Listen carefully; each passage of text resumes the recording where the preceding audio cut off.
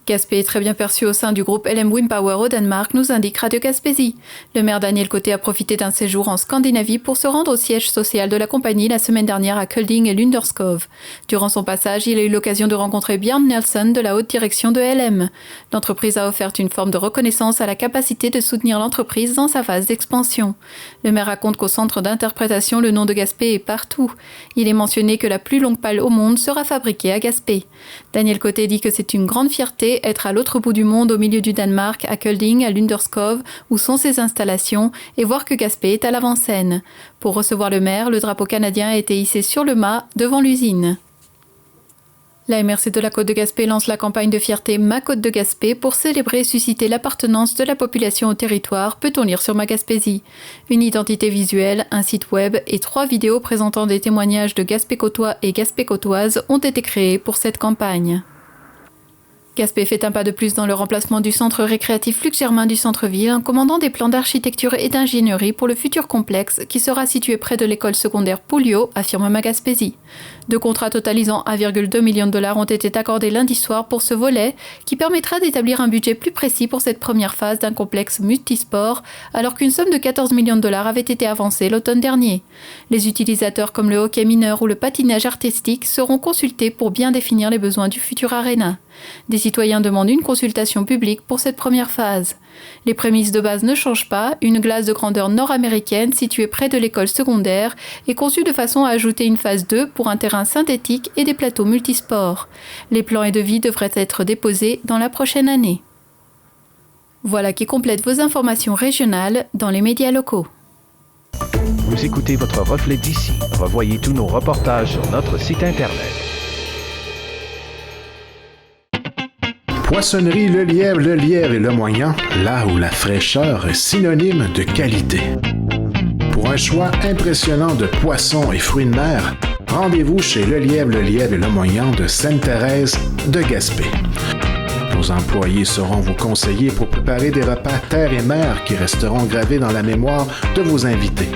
Pour le service, l'expérience et la fraîcheur garantie, venez nous voir à la poissonnerie Le Lièvre et Le Moyant, au 52 des Vigneaux à Sainte-Thérèse de Gaspé, 418-385-3310.